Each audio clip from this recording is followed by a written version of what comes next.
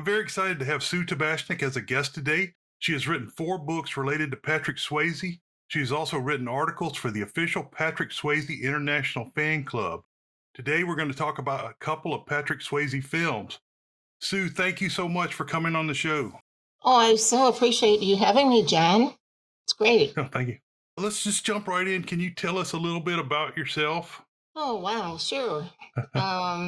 I became a fan of Patrick Swayze around 1988. That was about the time when Dirty Dancing came out, actually in '87. And up to that point, I I was never a fan of anyone, but all of a sudden I became a Uh, fan of Patrick. And at that point, I was a psychiatric social worker in a busy metropolitan ER. Sort of did some writing on the side, sort of dabbling a little bit. And then years later, I joined his official international fan club in around 2000, and it was just awesome. I still have friends from the stay from the club, uh, and I ended up meeting Patrick and some of his family. I think I've met Patrick 4 times, or even a guest on a TV talk show to call in a question to him, and it just really changed my life. I found him to oh, be wow. very inspiring, and I decided after writing about 13 articles for his official fan club magazine that was quarterly, I'm going to write a book. And so here we are. I have 4 books working on a fifth. Okay. Well, we're going to talk about those books in a little bit and what Okay. you do with it. And I'll get going. The great movie Roadhouse, 1989. IMDb says a bouncer is hired to clean up the baddest honky tonk in a Missouri town. Armed with a black belt in karate and a degree in philosophy, Patrick Swayze sets out to tame the double deuce for its owner. How does this tough guy, played by Patrick Swayze, who doesn't fight unless he has no choice, hold up for modern audiences? Is he still a hero? Oh, yes. It holds up very, very well. And whether it's a male or female fan, um, you know what? He's fighting for good things. He fights for right against wrong, in the movie, the Uh-huh. original classic Roadhouse movie. And by the way, Patrick said that movie was really just supposed to be an action adventure entertainment movie. Nothing more deep than that. So, It's fallen into our collective consciousness, and I know there's a whole episode on Family Guy devoted to Roadhouse, oh, where wow. he uses roundhouse kicks to steer his car through town, and it That's says great. Roadhouse every time. Yeah. Okay, I started watching the other Roadhouse. Roadhouse 2024 is streaming on Prime, where Jake Gyllenhaal is an ex UFC fighter Dalton taking a job as a bouncer in a Florida Keys roadhouse, only to discover that this paradise is not all it seems. How are Swayze fans likely to receive the newest Roadhouse version?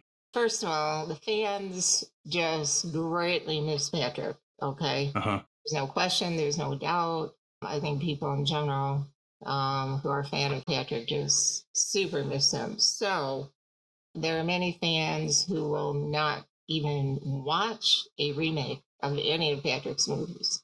Right. So, and then there's some who might reluctantly watch it, or they might watch it out of curiosity. So, the fact that it's on Amazon, you can stream it. I mean, if you're already a member, it's not going to cost you any more money.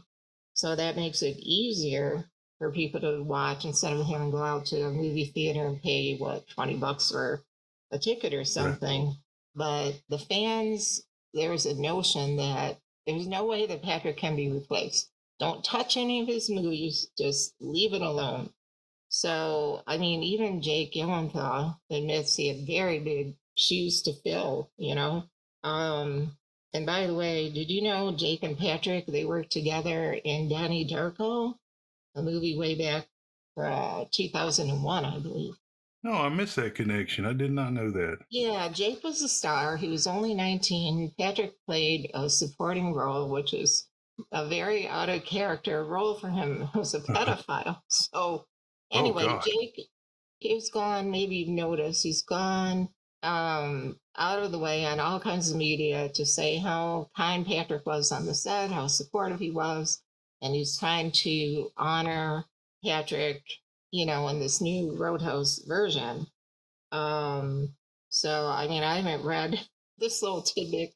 I mean, it's all over the media, this new Roadhouse, as you probably know, but I read this little tidbit a couple of days ago that Jake told Howard Stern on his show that he had watched Point Break over 100 times. So he Wow. was a fan of Patrick. But, anyways, getting back to your question, it's overall not well received by fans. Okay. All right. Following up on that a little bit, what's the difference between the old Roadhouse and the latest remake? Well, the new one is set in the Florida Keys, and they got this fictional glass key, which, doesn't exist. It was really filmed in the Dominican Republic. To me, it seems like there's even more violence in this new Roadhouse. Okay. But overall, it just seems there's more character to me, this is my opinion. There's more character development overall in the original Roadhouse, whether you talk about Dalton, and I'm not talking about Jake's acting, I'm talking about the script here, the writing of the Hmm. movie. It seems like there's more character development in the original. Patrick has this energy and charisma that no one's going to be able to duplicate. In the new Roadhouse, there's no Wade Garrett. There's, the part that Sam Elliott plays Of in course. the old one, and then also one of my favorite characters in the old Roadhouse is Jeff Healey. He Mhm. plays the band leader. It's his band doing all the music or most of Right. it, and he's got a speaking part. I mean, he's an actor. There's no one like that either. Um, it seems like in the original, the people who work at the bar there at the Double Deuce, their characters are even more developed. They have a little bit more going on than in the new one. So, I mean, that's just my take. Okay. Jeff Healy has that great line where he goes, "The name is Dalton," where he introduces Patrick Swayze after one of the Yeah. fights. I watched a little bit, like I said, of the new one yesterday, and it just kind of struck me as you got a bar with 20 people in it and you're throwing 10 of them out. How could you afford to pay for, bouncer and first run bands that are coming through there? So I thought that Yeah. was kind of interesting. I'm only about an hour into the whole thing. Hmm. I had to I'm, watch it in two parts. Honestly, I had to turn it off. The first time, I'm not saying the original Roadhouse doesn't have violence in it, because it does, but to uh, me, it's a little bit more cartoonish. Yes, yes. It's always almost a deliberate after effect when he breaks a bone or something instead of something that happened during the fight. I thought that. I think you've already answered. Can this Roadhouse stand with the 1989 version? And that'd be a pretty resounding no, I guess. Mm. Okay. All right.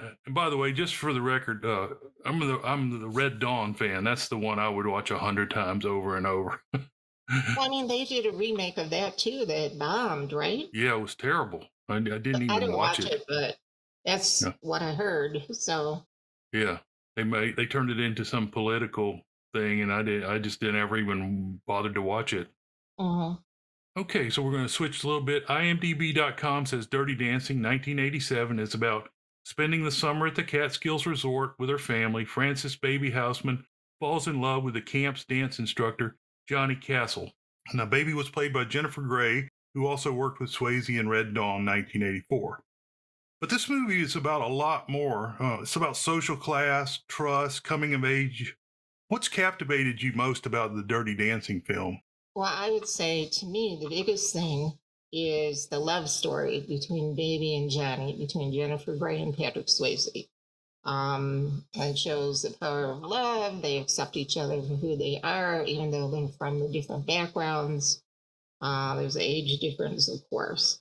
But Right. also, I would say that to me, the movie is very optimistic. And it's like the message is to me, anything is possible.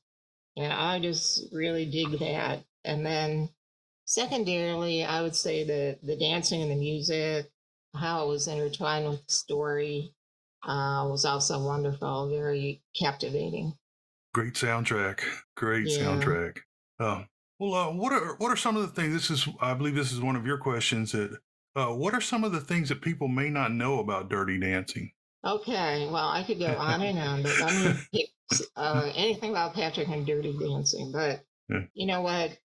It took Linda Gottlieb, who was one of the producers, I mean, multiple tries to get a film company willing to be involved. I mean, she contacted major film companies and she got like 43 rejections Wow. before Vestron Pictures took it on. So that's one thing. And then, sort of along with that, even one of the producers from Dirty Dancing said, burn the negatives. It's a piece of fluff. Oh man. So good thing they didn't, right? Yeah. Um, and Jennifer, she was the first one to audition out of around 150 females. And she ended up obviously bagging the part. And maybe a lot of people know this already, that Patrick, who was, a professional dancer, dancing since he was like 2 or 3 years old, he had to definitely tone down his dancing for the movie until they got to the last finale scene, where he jumps off the stage. Yeah. And there's another one I think is really cute that in real life at Grossinger's, which was in the Catskills, Hmm. supposedly where this took place, although it was not filmed in the Catskills. But anyway, the whole part about baby and carrying the watermelon and stuff, the Right. watermelon was spiked with vodka for their Okay. parties. Yeah, because I ended up becoming friends with Jackie Horner, who was the story consultant for the movie, and she had told me that story. She was a a dance teacher in the Catskills for decades. She has passed on about 4 years ago, but she told me all kinds of stories. Oh, wow. That is. Now, I don't have this in the list, but was Patrick raised basically in his mother's dance studio? Yes, That's why he's he was. such an Yeah, amazing. I mean, he was. I heard an interview where he talked about, even as a baby, he would, um, be there, and I guess he seemed to enjoy music right from the very beginning, all Hmm. kinds and stuff like that. So, yeah, that's true. Okay.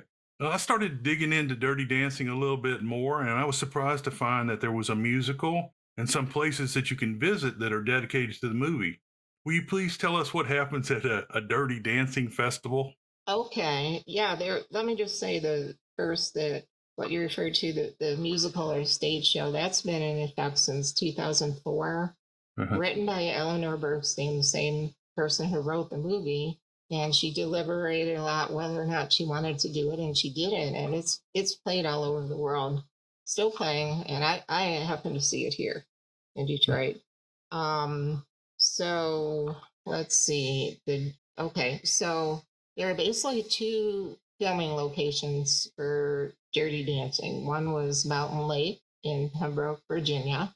I've been there. I visited the set for, not the set, but where they filmed the movie. Uh-huh. They still have a lot of buildings and stuff from the movie. And they have Dirty Dancing weekends throughout the year. There's probably around 8 or so.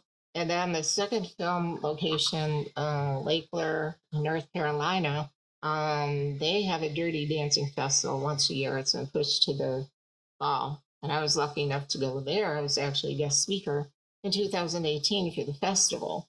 So what happens at these places? The movie is shown. In fact, in North Carolina, it's shown outside, Oh, when the nice. sun sets. It's really cool. And then at both the places, they have like so much going on. There's dress ups, like, the women dress up as baby.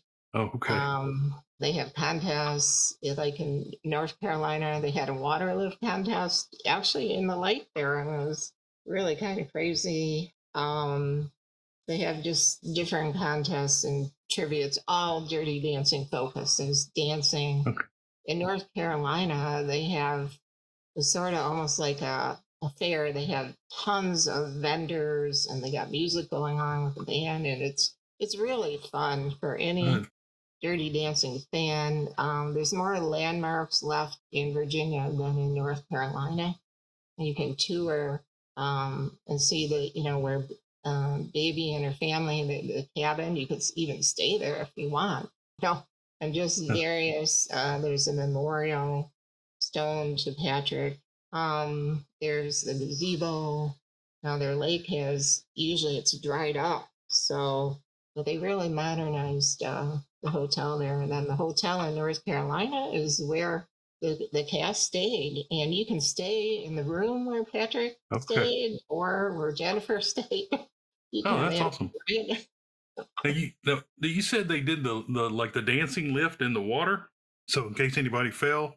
Yeah, that's what's how they practice it in the movie because you can't really hopefully you can't get hurt in the water, Right. so they never have a contest that was in the water. I mean, you've Okay. probably seen like different commercials and movies and TV shows where they try to duplicate the lift, right? Right. It's It's it's not, just so iconic. yeah, it is. Oh, Yeah.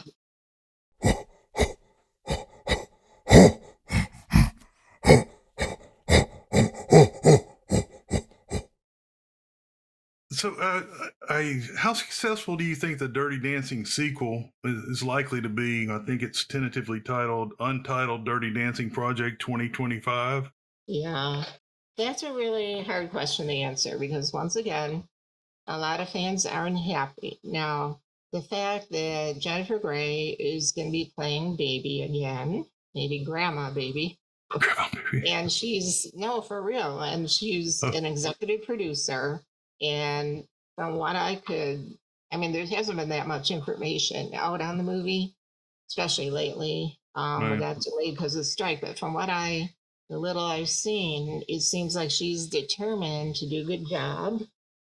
So that might draw people in. Supposedly, they're supposed to have other of the actors and actresses who are in the original in this too, but they haven't said who. I mean, a lot of the other people have passed away too, unfortunately. Yeah. And then you get in. It's set in the '90s. Supposedly, the soundtrack is going to be like half from the old, and then they're going to have newer, modern. So, and I was reading. I saw a couple places where it was said that the movie people were in talks with Patrick's estate, his wife, to see how they could incorporate Patrick into the movie, whether it's going to be like flashbacks or what. So Okay. it's really hard to say. I mean, I think they're trying to get a younger generation involved in this, and it's so hard to say. That has with the mixed music that has the potential to go off the rails kind of bad if they uh, try to do Breaking Bad, Electric Boogaloo, or something like that. Kind of. Yeah. I think anyway. Well, get into the more a little into Patrick. What was it like to meet Patrick Swayze and his mother? It was surreal. I mean, but they're both very down to earth, gracious, humble, welcoming. I have to say, the first I was going to meet Patrick, he was coming to Detroit. I live just outside of Detroit, Michigan. And I have to admit, way back then, in I think it was 2002, I had for the first couple days before I met him, I could hardly sleep or eat. I was that revved up. And then, after I met him three more times, I was calmed down and normal, and so, Patrick, though, when he was in Houston in 2003 with his wife, Lisa, they had a premiere of their movie, One Last Dance. And the dancing in that was exquisite, in my opinion. But anyway, he interacted with us fans at various things, and he introduced the movie. The movie was playing in four different theaters at the same time.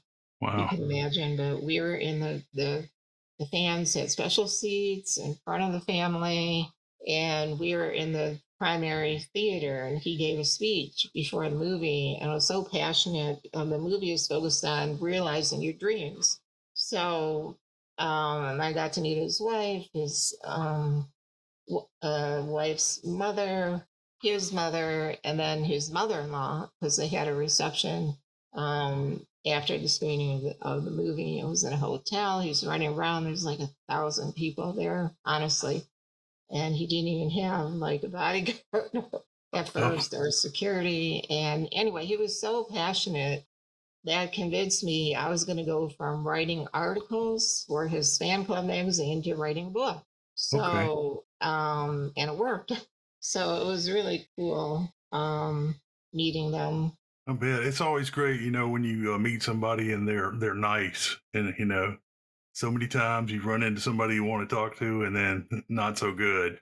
Right. And what they did, our fans, see, people for that premiere from the fans, they came from Europe, Canada, all over the States. And the fan club president was from England, and she had a surprise for us. We were on a bus. We were going to go take a tour of different spots in Houston related to Patrick, where he grew up, his mom's dance school, where he got married, stuff like that. So, anyway, his mom comes on the tour bus and she says, Patrick's going to come on the bus. He just asked, please don't take any more photos because his eyes are really sensitive from all the photos from the night before. So he comes on the bus.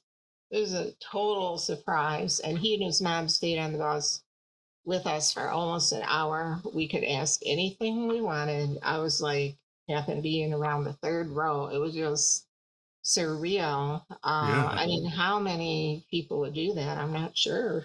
not many, not I many. don't think.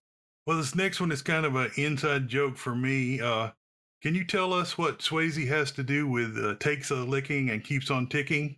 Oh, okay.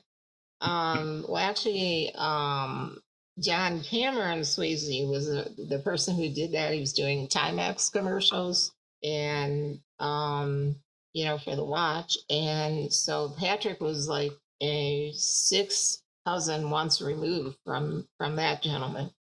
Okay.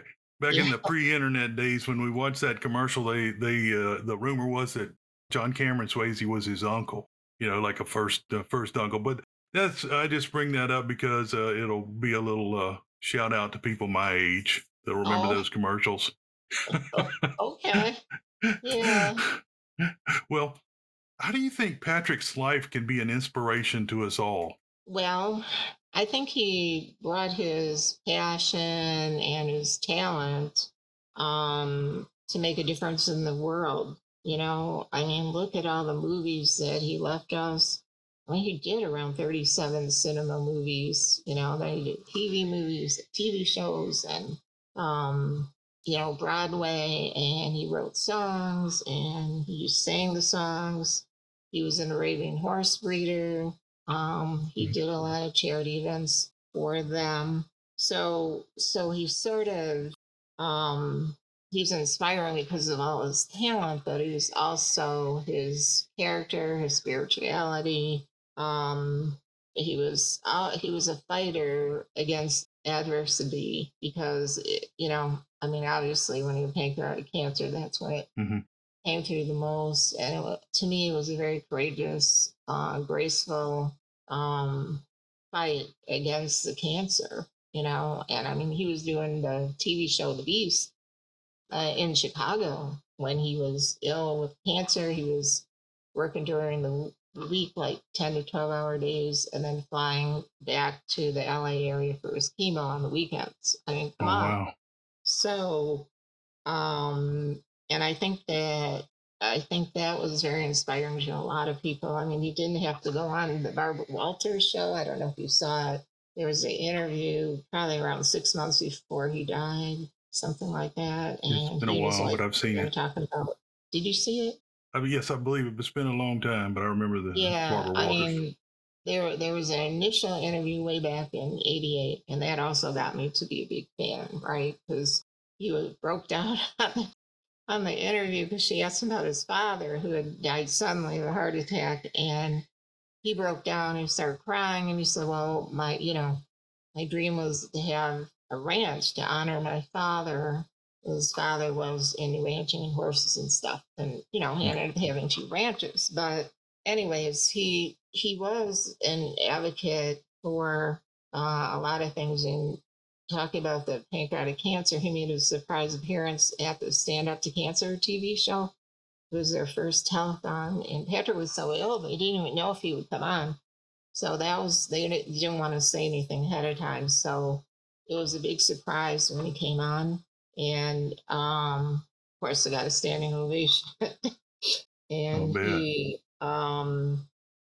but he was also an advocate for conservation, dance, and the arts. What's his? I mean, he had his ranch in New Mexico. He had a big forest, like 100 or 200 year plan to conserve the trees, and he Oh, was, wow. well into that plan. And then I guess there was a project having to do with the water that was nearby at the New Mexico ranch, and it was a long-term forestry project to save the trees, and but also the water. Without going into more details, but I guess that I was reading that improved the habitat for fish and wildlife greatly. About the dance, he was obviously from Dirty Dancing. He was a role model for male Right. dancers, right? It's Mm-hmm. okay to still be masculine and be a dancer. He did benefit speeches. I was at two of the benefits in Detroit for contemporary ballet complexions, and he was on the board of directors of this company, and he was involved with other dance companies like Alonzo King and Doug Verone, the Nevada Ballet, and he was involved with Dancers Against AIDS. So I think that he did stuff that people didn't really know about, you know. Yeah, I hadn't heard of a lot of this. Yeah, Well, so pretty I mean, he was a busy guy. He yeah, was always doing something, right? kind of a Renaissance man. That's Uh, exactly it. uh, oh, okay. Let's switch it up a little bit. Let's go ahead and talk about your four previous books, and you can say whatever you want, and your fifth book that'll be coming out later, and Okay. how this is personal to you, and what you've done with the royalties, and just kind of wrap it all up into Yeah, one the question. first three books I did, I do donate a portion of the proceeds to the Stanford Cancer Institute, to the special fund his wife set up for research on pancreatic cancer treatment. Um, like the first book I did was, well, the first two books I did were on Dirty Dancing, and they're a little bit older. The Fans Love Story and the Fans Love Story Encore. So that was like 2010, 2013 when they came out. And then Patrick Swayze, The Dreamer, came out in September 2017. That seems to be my most popular book. Uh huh. If anyone wants a free chapter from this book and possibly autograph, they can go to my author website, contact form, and request it. And the website is likedirtydancing.com. And then the last book came out in 2022. I did on his mom, Patsy Swayze, Every Day a Chance to Dance. And all these books can be found on Amazon, Barnes and Noble, my website, multiple other sites.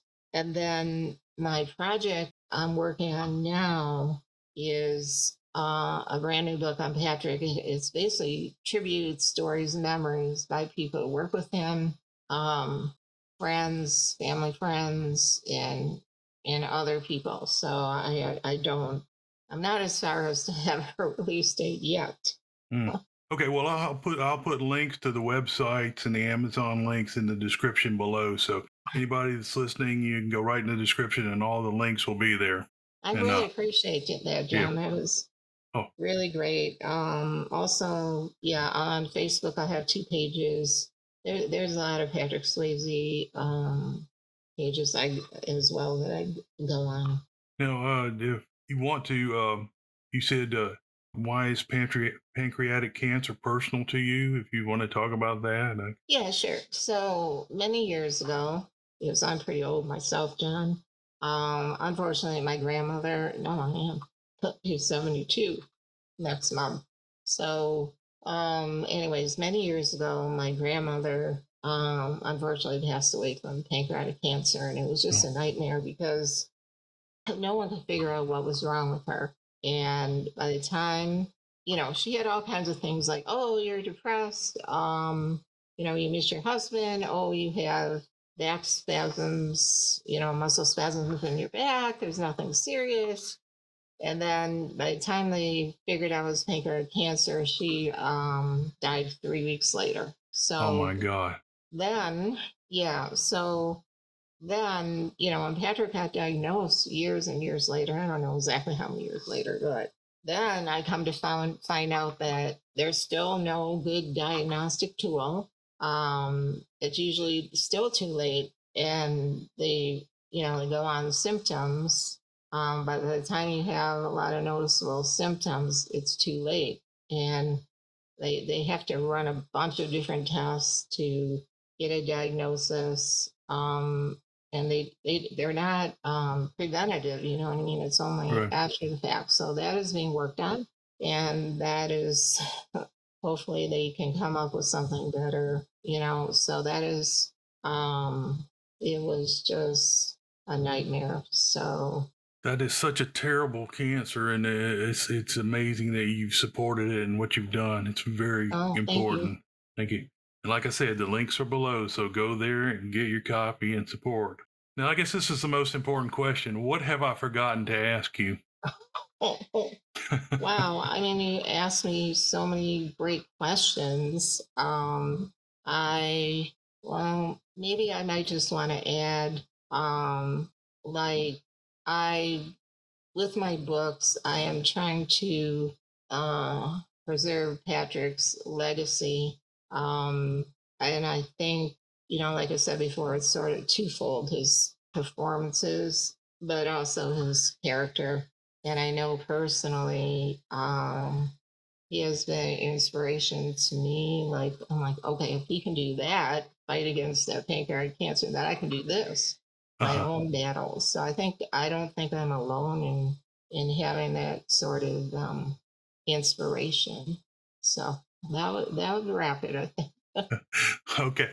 Thank you very much, Sue. I am so happy you came on the show. You put a lot of information, and I think everybody's going to really enjoy it. And y'all that are listening, hit those links down there. Thank you so much, John. Thank you. I appreciate it.